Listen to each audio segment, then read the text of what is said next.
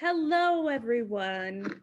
I am Dr. Giselle Gaviria. I am from the COVID IPV group, and I'm here also with whole persons. Hello, everyone. I am Dr. Giselle Gaviria. I am from the COVID. I'm the one who's also maintaining the website on Facebook Live. So I appreciate all your understanding. Dr. Walker will not be here. So as I was saying, this is the COVID IPV with the whole person approach roundtable. We're a part of the APA task force for COVID.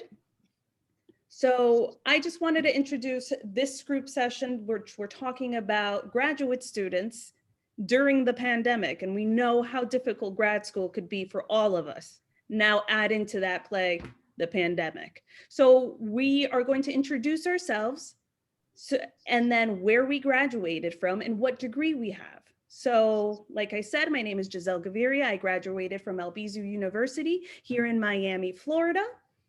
And I got my PsyD. Eileen? Hello, I'm Eileen Serlin.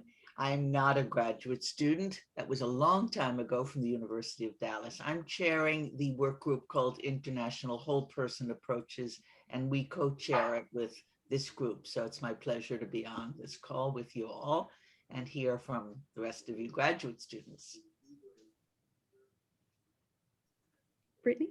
I'm Brittany Geddes. I'm currently a graduate student and I'm one of the presenters today. I'm in my 4th year of my PsyD degree at Westchester University of Pennsylvania. Carmen? And Daniela? Hi, I'm Carmen Barreiro. I graduated from the Complutense University here in Madrid.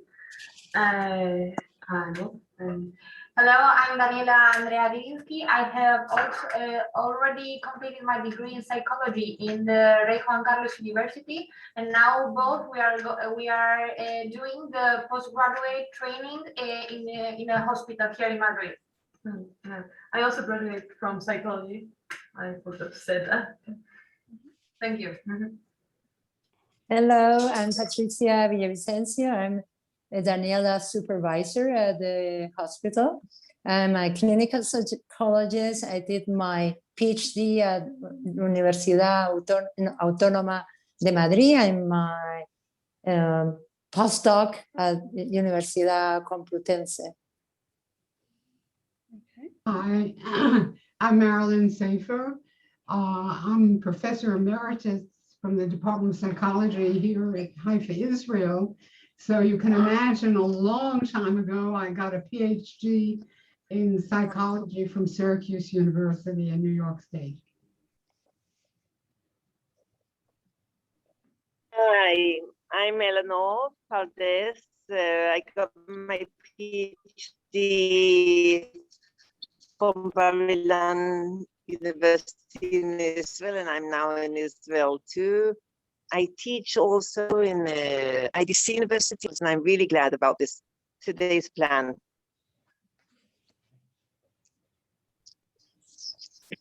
Judy? Oh, hi. My name is Judy. I'm actually an undergraduate majoring in psychology at Columbia University.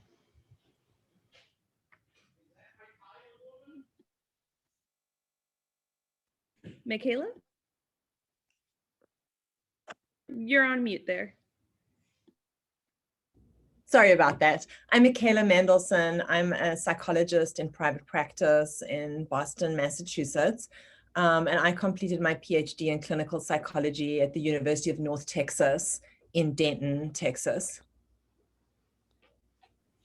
Go ahead, Brandy. Hi, everyone. My name is Brandy. Hopefully, if I'm holding on to Giselle's computer. My name is Brandy. I go to Nova Southeastern University in Fort Lauderdale. I am finishing up my 3rd year, and I'll have a PsyD in clinical psychology with a concentration in forensics. My name is Amanda. I'm also yelling onto Giselle's computer, so I hope you can hear me. Like Brandy, I attend Nova Southeastern University in Fort Lauderdale, and I'll also be graduating with a PsyD and a concentration in forensics. So those, and we may have other individuals who may stop by and say hello. And I want to initiate this conversation, that knowing that if you're from different countries, you know, the master's degree, the undergrad degree, the doctoral degrees, all a little different. So I was wondering with our three co-hosts, in regards to, is there a way that you can explain this a little bit better? What do you, what's your degree in, and how long does it take? Just a short and brief description. I can go first. In the United States, we have an option of a PhD, which is a doctorate in philosophy of psychology, or we can get a doctorate of psychology degree, which is a PsyD, which is the route that I chose to go. The PsyD programs, or the PhD programs, are typically for psychologists that want to be tenured and teach at an academic university, really want to have a career in research. And I was more interested and focused on working with clinical populations and having research be something that would be secondary to my clinical work. So PsyD programs are much more applied, and the emphasis is placed a lot more on working with clients throughout your training and getting those experiences. Oh, and my program is 5 years, and I think the average, they say, for PhD and PsyD programs in the United States is anywhere from like 5 to 7. So my program was 4 years of training, a year of internship, and then when we graduate, then we'll spend a year doing a postdoc. And it varies by state, but at least for Pennsylvania, which is where I live, if you gain enough hours, if you accrue enough hours during your doctoral training, you can sit for licensure right away after you graduate, and you don't necessarily have to do a postdoc. And that's something that was recently changed, like within the past year. That is really great information. Thank you, Brittany. We have a couple of our students saying, oh, we didn't know that. Yeah. I may be a little distracted because I'm actually sharing a lot of the information to different groups within the internet world and Facebook groups as well that may be interested in listening to this conversation. So I apologize if I seem a little distracted. I'm actually on Facebook doing the work that needs to be done. Carmen and Daniela, if you could please describe. Yeah, well, in our case here in Spain, we have first of all, we have to get our degree, that is 4 years at the university. After that, to be a specialist in clinical psychology, we have to go through a national process, like a selection process at a national level, to get into a program in the public health system, that is have like a practical and theoretical nature, and we are working at the hospitals for 4 years, and after that we can, when we finish, we can have our PhD or any other kind of training that we want. But now we are in the residency. It's called IPV. That is this process at the public health system here in Spain to get the specialist. Yes, and also last 4 years, the residence. Yeah, it's 4 years at the university and 4 years at the hospitals. Yeah. I would like to add that there are very few positions in the country, and they are the very few that got the chance to get a position. How many positions are in the whole country? In our year, there was like 130. 130 for the whole country. Yeah. And they're like, our hospital is one of the first chosen, and they got the chance to get in. I'm very proud of them. Thank you. Thank you. Really, really amazing. I know from some experiences that, you know, internship, there's always been somewhat of a shortage on internship sites at some times. So I'm very curious to hear a little bit about how your clinical experiences have been impacted by the pandemic. How is it training? I know Zoom, Doxy, what's been going on? What's been that like? Okay, I have a little difficult with the language, and we have prepared a presentation. Okay, so perfect. yeah, if you want, we can speak and introduce it now, or we wait. Go right ahead. Go right ahead. Yeah. Okay. Yeah, and then we'll go Zoom and. Okay. Do we share the presentation? Should we share a screen? Okay.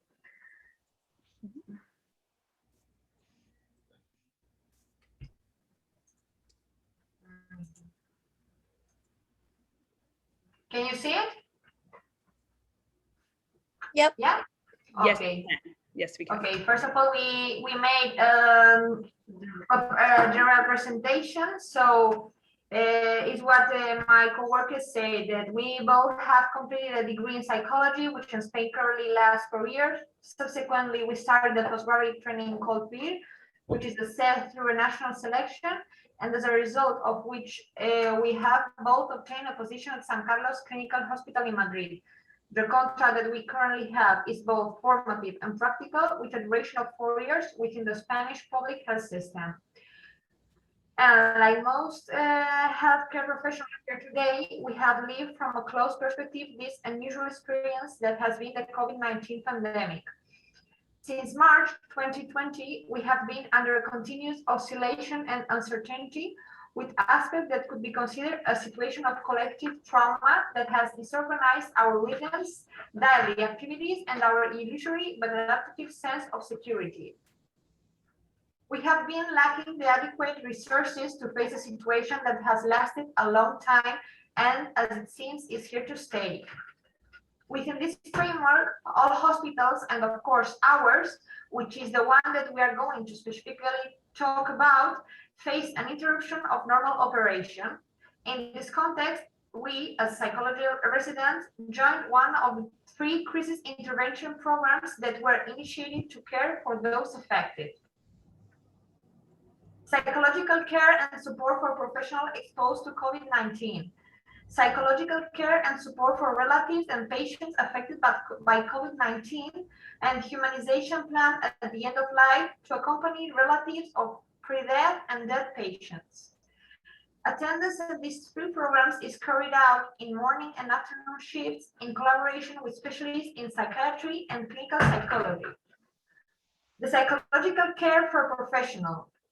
The objective within this program were: provide support to professionals who felt in a situation of emotional overflow at their workplace, provide simple tools to cope with stress and adapt to crisis situations, provide accessible tools to handle difficult situations for patients and their caregivers, identify early possible affective and anxious disorders in relation to the crisis situation. Target population were professionals, doctors, nurses, orderlies, administrative staff who were in the first line of care, and professionals who were isolated at home. The actions focused on emotional support were conducted by telephone or telematics, by a psychiatrist or a clinical psychologist in distinct, and if necessary, they could be referred for a face-to-face consultation. During the peak season in March-April 2020, we had the feeling that our help was not needed. In order to help and be able to take care of those who were on the front line, we made these telephones available. We set up offices to be able to attend health professionals in person. We distributed posters in relation to this research in different spaces, but there were evenings or mornings in which there was no attention required. The idea that went around our head the most was, people are in trenches now. They cannot think of taking care of themselves because they are dedicating themselves exclusively to caring. And this was reflected in the number of visits or in the way they came. On their breaks, always worried about colleagues who were working or when they had already finished the day. Professionals were not able to disconnect from the mindset of not being able to stop, because the demand exceeded the material and personal resources that were available in that context. There seemed to be no place for rest, or hardly any place for self-care. Another thing that we encountered a lot was the helplessness experienced by professionals other than medical doctors. Numerous visits come from orderlies, nurses, or information staff. For example, the information staff at that time oversaw the calls to relatives that collect the belongings of the deceased person. Among these professionals, there was a constant complaint centered on the lack of protection, on being the ones who were in greater contact with the patients, on the physical contact and the consequent psychological weight, and the shared feeling of not having the same resources. All these questions and complaints were accompanied by anxious symptoms, continuous rumination about the usefulness of what they were carrying out, whether they were making the cut, not being able to fall asleep, and the next day to return to the hospital. Given this, we consider that our work in this field was on one of accompaniment, validation, and the power to bring from time to time the idea of we are normal people living an abnormal situation. And next, I'm going to give way to my co-worker who is going to talk about the humanization and the end of the life program. Hi. When COVID-19 pandemic broke out, Daniela and I were both first-year residents. So we didn't have, for us, it was a real challenge because we didn't have the experience to face the demands that the situation of the pandemic mean. So I'm going to explain this last program because it was like especially hard for us. I guess for everyone. Well, one of the biggest issues associated with the whole situation was the impossibility for families to accompany the loved ones during their illness due to the isolation and the quarantine that in the first months we were living here in Spain. On top of the hopelessness and not being able to say goodbyes in cases where patients die, and the impossibility of celebrate farewells and rites such as funerals make all the process really hard. Another important issue was the impossibility of activating social support resources due to the confinement, and this created a really difficult to elaborate the mourning process for all these families. So to alleviate these circumstances as far as possible, our hospital created a specific program carried out by the residents and the clinical psychologists and psychiatrists of the hospital, was the humanization plan at the end of the life. This accompaniment program had some objectives that were, on one hand, facilitate the possibility of carry out the farewell with patient relatives in case where death was anticipated. On the other hand, emotional support was offered to families in difficult situations, offering the possibility of carrying out short-term follow-up, accompanying them through the initial phases of grief. And another of the fundamental objective of this program was the detection and follow-up of cases where we thought that there was a risk of developing a pathological grieving process. And these cases were subsequently referred to specific professionals who carried out the intervention once the moment of crisis was over. So we were really close to the death and all this like really hard situation. And this program has like a real impact on us. Once being explained these main programs that we were present during the pandemic, or the first moment of the pandemic, I think that it's interesting to reflect on our personal experience around this whole process, considering our brief period within the hospital environment and the specific characteristic of our field of specialization, that is psychology.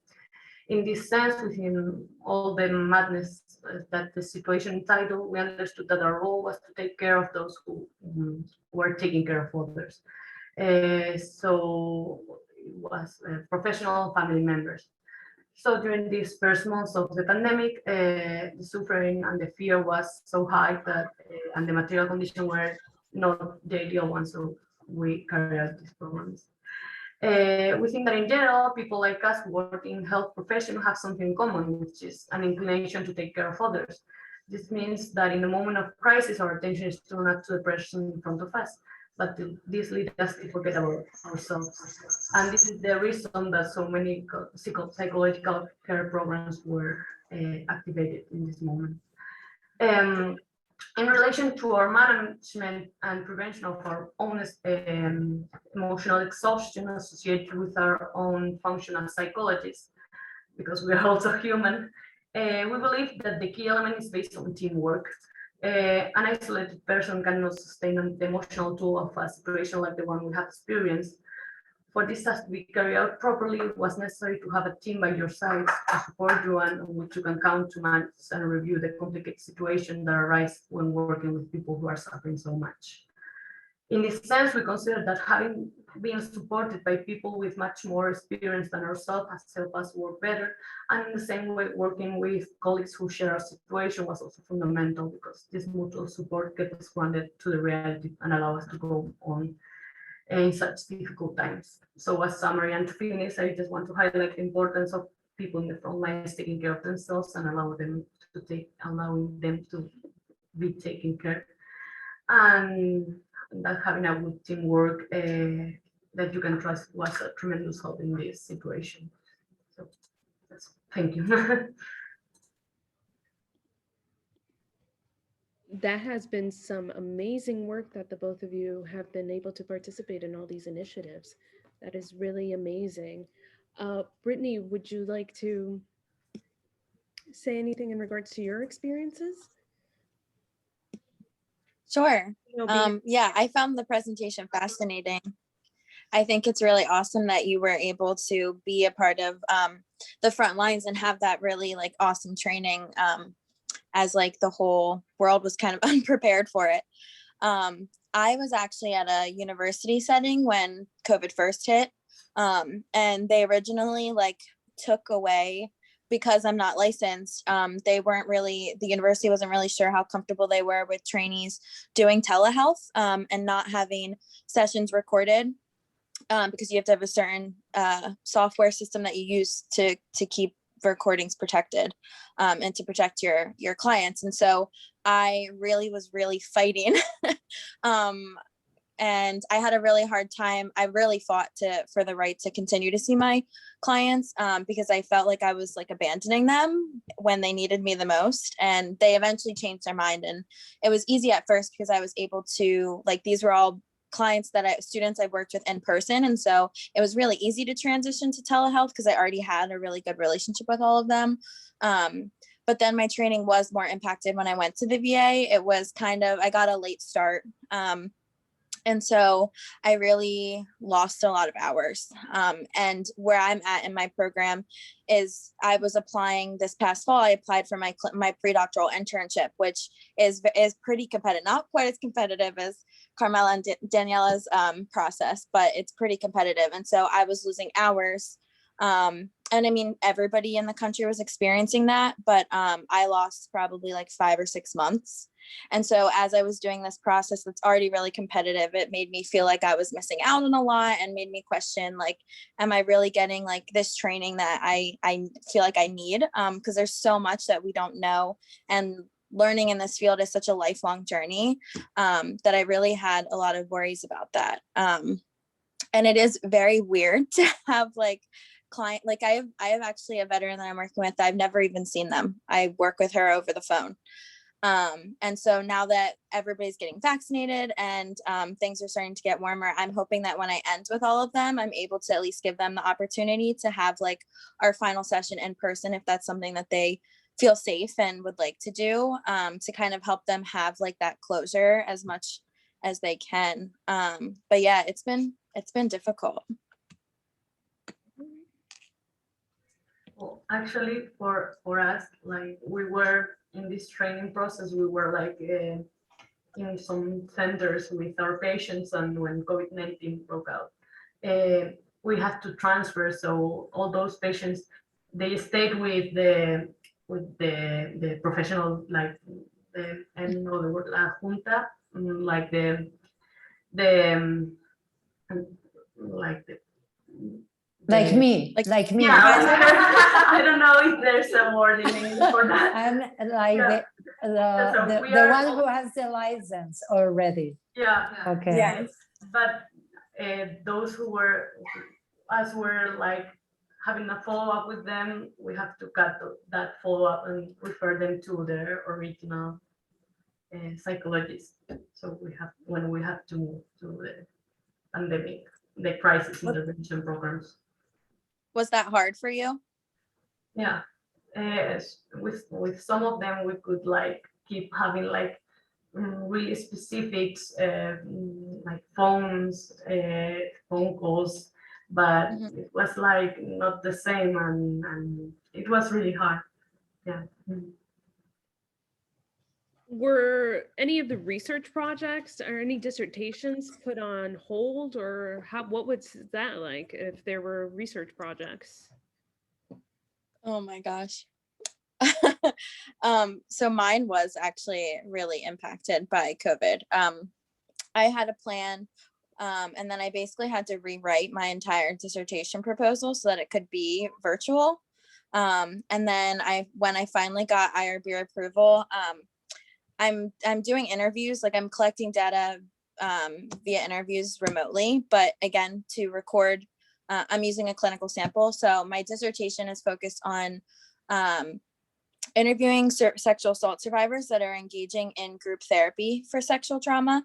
And I'm really like asking them about their experiences of having relationships with other survivors in a group context, and what that healing process is like and how they navigate triggers and things like that.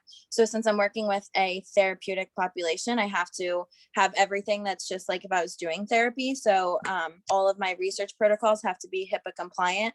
So I'm recording in a video recording studio on campus where the recordings can be directly saved onto a password encrypted flash drive, and therefore there's no cloud, nothing to be breached. And of course I get IRB approval, and then there's a fire in the building. So yes, it's literally like my luck. I just laugh at it at this point, because I kind of went into the dissertation process knowing there was going to be lots of hurdles to overcome. But it's just, yeah, it's kind of like crazy. Yeah, so hopefully in the next couple of weeks, I'll be starting my data collection. And then I'll be finishing it. I'll be analyzing the data and defending while I'm on my internship. That's very, my heart goes out to you right now. My heart goes out to you. I know how difficult it can be for students while they're doing it, let alone have a pandemic and now a fire. Yes. Come into play with this situation. Does anybody have any questions? I know, Eleanor, you had a question. I really, my heart goes out to you too. And I was thinking about my own students as you spoke, that they finally got through COVID and are vaccinated now, are under rocket fire. So, you know, and actually COVID has done us one good service, that we're now used to going back to teaching in Zoom. So, so it's, you know, under rocket fire now, the universities are closed. So we go back to Zoom, you know, no, so easily. But however, I think for the clinical training, I found that both years, this has been 2 years, we're now the end of the second year, because the first year, it was last year, and I really find the mixture between clinical training in person and remote is amazing. I think it offers good opportunities for people to learn different ways of formats of working. And actually they can reflect with their clients whether they, in each, you know, from time to time, whether they want to go through Zoom or to use to meet in person. I thought that was really, and they can reflect on their communicating. So I thought that we have learned to use that. I think the bigger problem was with the bigger lectures, that students feel very isolated when they're at homes, and there's like this regression that they go back to their families and they feel, you know, they don't have their own room and place, and not all students are fortunate to have the conditions to study in quiet. So we've had very strange situations also as a teacher. However, I really feel that that means for, as a teacher, also I do much more breakout rooms, and I give, students time to be together. And when I, even between lectures, I leave a lot of room for socializing. And that's so important. I wanted to ask you, if you're, from your experience from all over different places, what would you recommend for teachers or staff or faculty to sort of support students through this process? And I feel like we can open up that question because we have several students definitely. Yeah, from different places. So just opening up that question.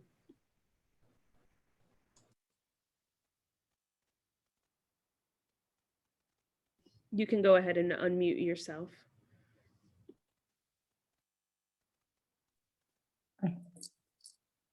Well, may I say something that I think what you were talking before this, that there were students all over, right? That they had left the country to do their some kind of research in other cultural.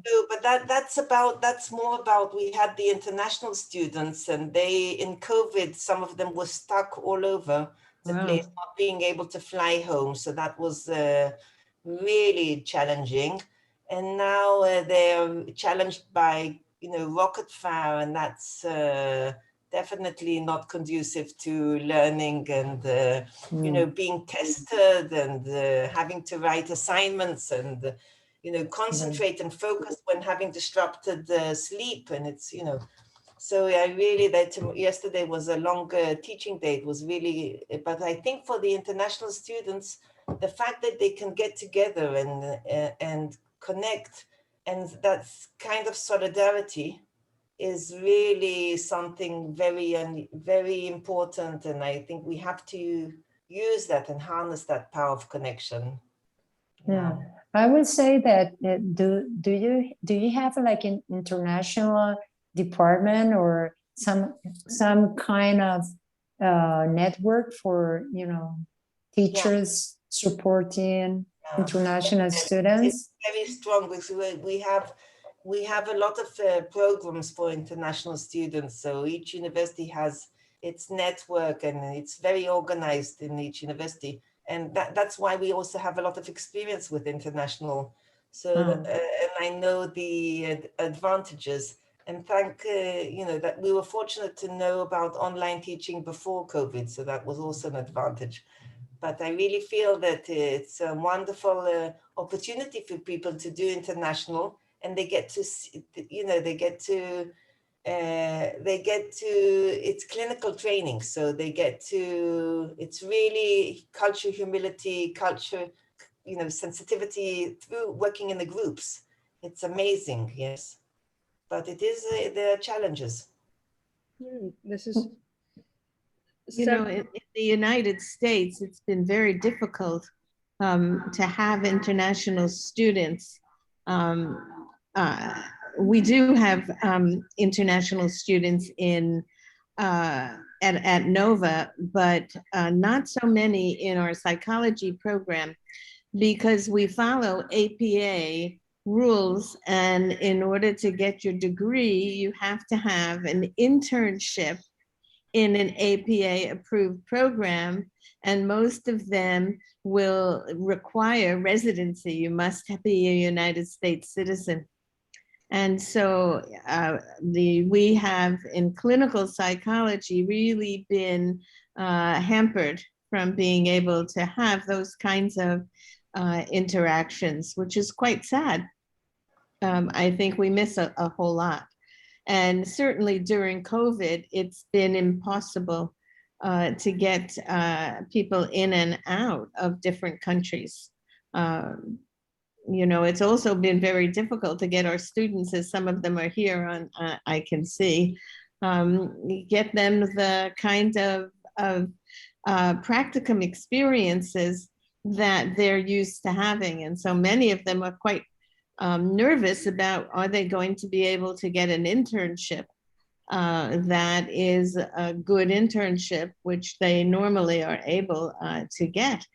So maybe they want to speak a little bit to that. I can speak because I'm on APA Council, that we at APA has been very supportive of understanding that many of the students will not have the same clinical hours. Oh, good, Brandy, I see your hand is raised. Giselle prompted me to raise my hand. I would say in my experience, I know I overbooked myself even when I'm in person. So being on Zoom and everything being virtual, I have overbooked even more. And so I guess I would encourage professors, if you have the ability, whether it's clinical supervision or classes, to give your students that 10, 15 minutes in between things. I like to just like sit outside, drink my cup of coffee that got cold, heat it up. But then I've also realized if we shorten when things are scheduled, then we can just cram more in. So one of my professors has left supervision the same amount of time, but she lets us go early. So that time is booked on my schedule, but it's open. Because if we're given time to schedule more things, we're going to, because research is online and supervision and practicum and clinical experiences and then classes. So we will always find something to fill our time, and we feel guilty if we don't. So if it's booked out and says we're doing something, it gives us that opportunity to relax a little bit during the day. Judy, how about yourself? I know that you are at Columbia. Yeah, I am at Columbia. I wanted to hear a little bit about your experience. And I'm an international student. We can't hear you. Go ahead. Is it all right? Okay. So I am an international student, and last summer, like summer 2020, I was in Hong Kong, and like taking seminar classes during summer is like so horrible because I need to be in class synchronously, but like the time in Hong Kong and US, there is like a huge time difference. So I need to wake up at 5 a.m. in the morning to have classes. Yeah, so I just hope that like for future classes, I just hope that they could have like more different time slots for international students, so that like people from all around the world do not need to take classes in normally sleeping hours. Yeah. And also about the clinical experience, I actually took the clinical practicum course last semester, and I agree that it was so hard to find a placement myself. I applied for like a dozen, and they all said that they don't want to hire undergraduate students, especially during the COVID time. So I end up have a placement that is not exactly related to clinical psychology, but is somehow related. That is not exactly what I want. So yeah, I agree that it's so hard to find placement experience during COVID.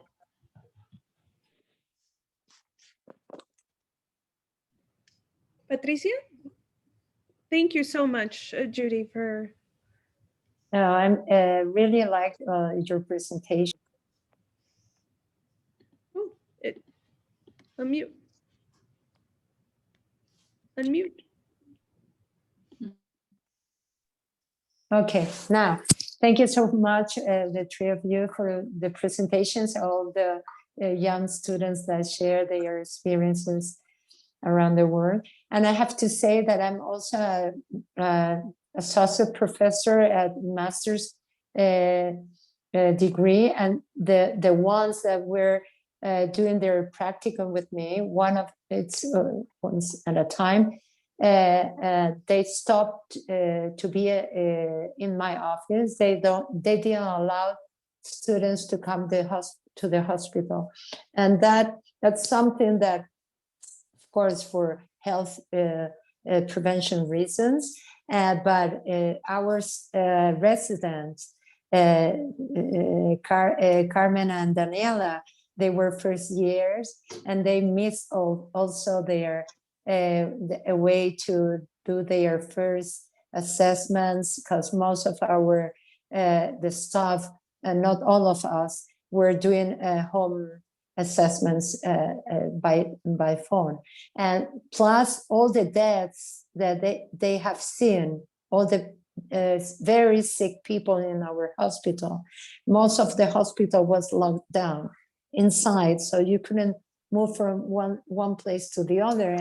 And since I hear that you have to be vaccinated here, and where in the US to get your clients in your office, I just asked them if they have been in touch with people with COVID symptoms, and that's it. That's my protection: the social distance, the mask, and the windows open.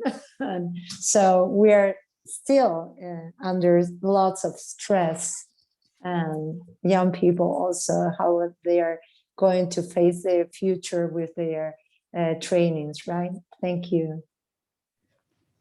Thank you, Patricia. Brittany, you had something to say, to add?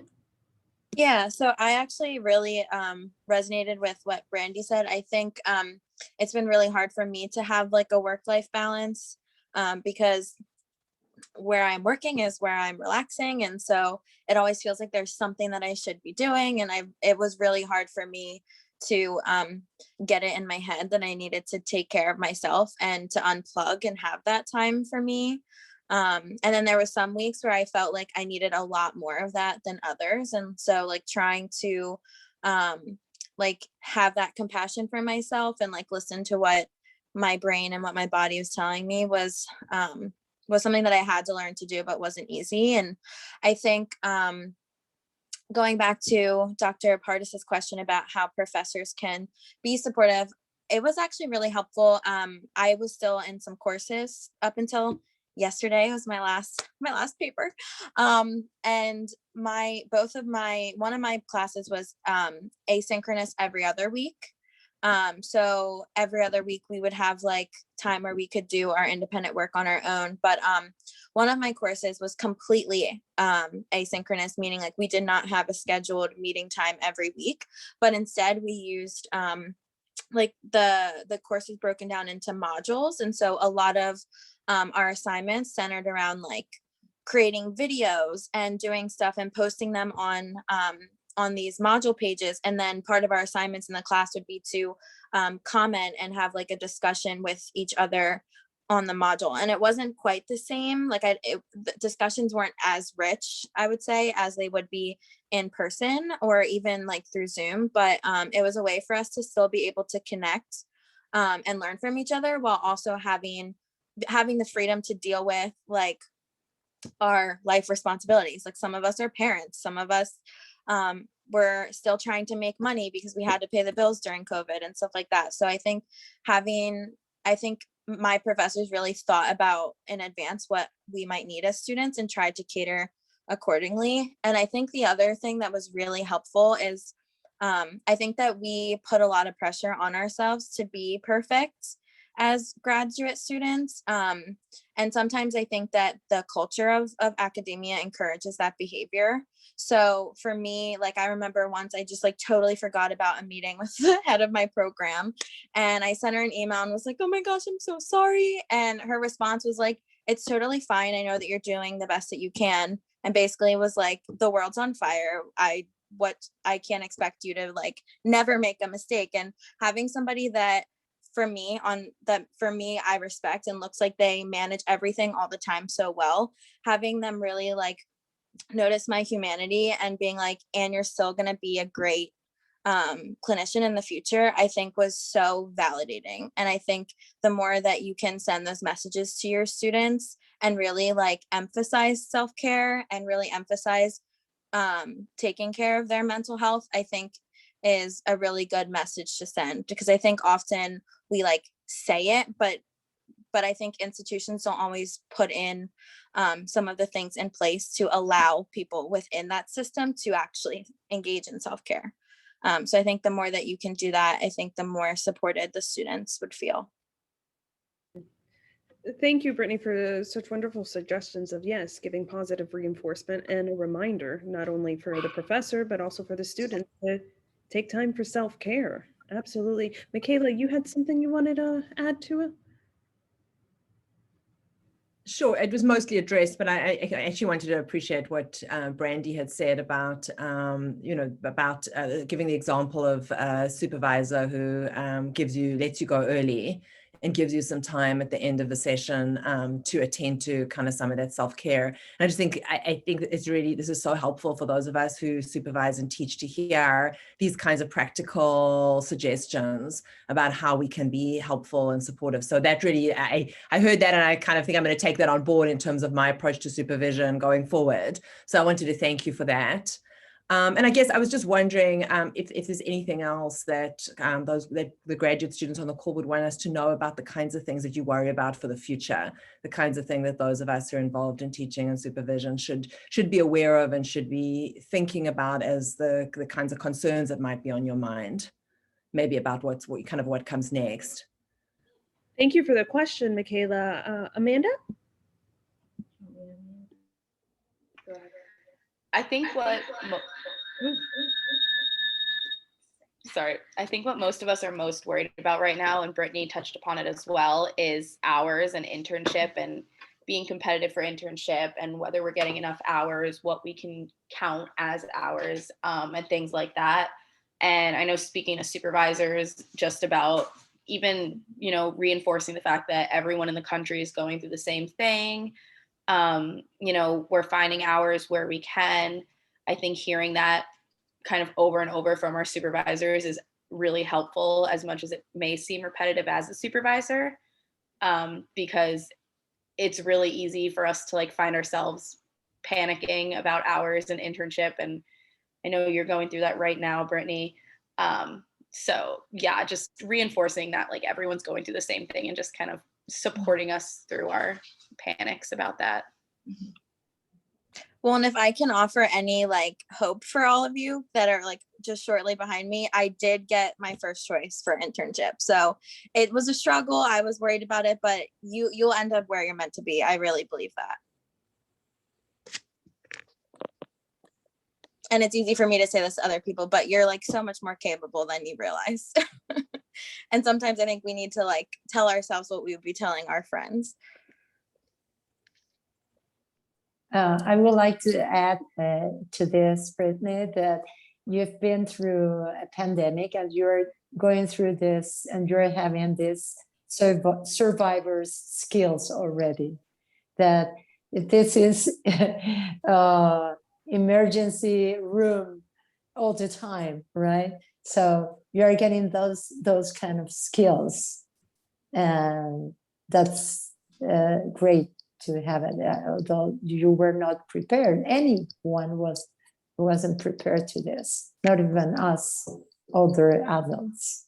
Right? Yeah, and I really appreciate you naming that, because I know for me, I started my my doctoral program right after I graduated from my undergrad, and a lot of the other people in my cohort had master's degrees already, or at least did some towards their master's degree. So they had more clinical experience. They were in the field before coming back. And so I already felt like I was a rookie in the big leagues, and I had so much to learn. And so then when the pandemic hit, I was I was just getting the hang of this normally. And so it's really validating to hear that feedback. And now that I'm kind of on the other side, I am grateful for the experiences that I've had and the challenges, especially because we had supervision.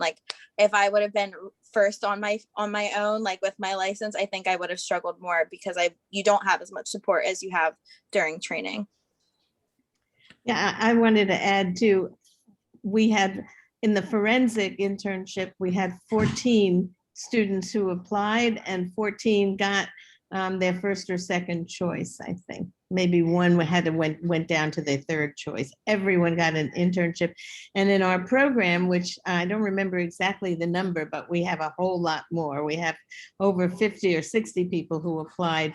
Only 4 were not able to get an internship. And that's really good, given the competitiveness. So I think that the hours, we impress upon students that they have to have the hours, but frankly, I think that everybody who has gone through COVID is in a much better position because you really have had to adapt to things that none of us ever would have even taught you in the classroom, nor would you have ever seen. So you are learning things that are very new and very different, which will make you much more competitive. And also, I just wanted to add, I hope you can hear me, that unfortunately, I think the world is going to get more and more like this, not unlike this. So especially those of us who are working with trauma are beginning to see and look at what's going on in Israel now. So it's not that this is the new normal, but learning to adapt to this and disruptions in normal schedules and so forth is going to be, I'm in California, we have climate change and wildfires and electricity being turned off. And so this kind of disruption is really important to learn how to deal with as resiliency skills, as Patricia and others have named. You'll be able to work with that in the future and help others deal with it as well. It was interesting to me to hear some of the descriptions that you have in Spain and the United States, because in Israel, the situation is quite similar. Getting into a psychology department is highly competitive, and you really have to be in the top of your class to get into the program. And there aren't enough places, internship places, so that sometimes it takes people 4 years to get enough hours to complete the requirements for their internships. And the problem here is that Israeli students are older when they start, so that many of them are trying to do this and maintain some kind of economic base to support a family. So it's problematic. And basically, as Eileen just mentioned, the situation worldwide is getting worse. So we have the need probably to have more trained therapists. And my feeling is that the programs that we have, I don't know whether Eleanor agrees with me, is that the basic clinical training doesn't go in enough to post-traumatic stress. It's a much more basic kind of thing. And you have therapists coming who've been dealing with situations, and all of a sudden somebody comes with a serious trauma and they don't know what to do with it. And sometimes that can be a negative thing. You know, I mean, I think we have to perhaps train potential therapists on the ethics of admitting that they're not the best therapists to deal with this particular problem. I've had that in supervision, suggesting to some of the therapists that I've supervised that it's not appropriate for them to see this particular client because they don't have the skills that are necessary. I agree too. Can I say, I really agree with what you say, and I think flexibility is key. And there has been so much need for crisis management, first aid, psychological first aid, and I really would like to see more of that in our training, basic training and postgraduate training too, because it's, you know, we don't need COVID to know how important that is, but we do, it is really very, very important. And also I think that what COVID has taught us all is the need for working on our therapeutic presence and growth through diversity. And diversity is very important in this context because different people cope in different ways. And I think working in groups in the context of COVID has been really an opportunity to work on this presence and tolerance and growth through diversity, And that is the kind of direction I envision for the future. Oh, there is one of my students here at master's degree, and it's Olga. Maybe Olga could tell something like short about her experience in during COVID. Unmute yourself, Olga. Okay. Well, for me, it was a bit complicated because I was supposed to start my practices in April last year. And with the lockdown, it was all kept on hold. So they kept postponing it, and I didn't know if I was going to start them or not. So then I think that the faculty did a good work trying to get some options for the students, but the only option they gave us in the end was doing them online. And I decided that I preferred to wait a bit more and try to do it in person. But then in September, it wasn't possible. So I tried to look for some practices on my own. And I had a complicated situation at home because my mother is like a risk person.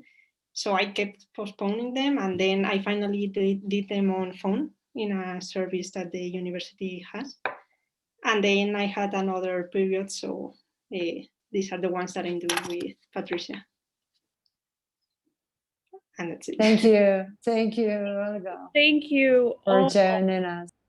Thank you all for joining us today on this roundtable. Very important because these are the future mental health providers, psychologists that are here and going through the whole pandemic. So I think in all, this is going to be a lesson that we're going to use going forward. I want everybody to stay safe. Please take care. I know at this time, all parts of the world in Israel, Colombia, there's a bunch of different things that are going on in India as well. Please stay safe, supporting each other. I also just wanted to remind everybody to please like our page, join our pages, the whole person approach page, the COVID IPV page, and we're always here on Thursdays, Eastern Standard Time, noon, for our next presentation. So thank you so much for all the students, all the supervisors, and everybody who participated in this presentation, which has been shared in multiple student sites as well. So if you're interested in joining us, please join us Thursdays at noon Eastern Standard Time. Thank you all. Take care. Thank you. Bye. Thank you.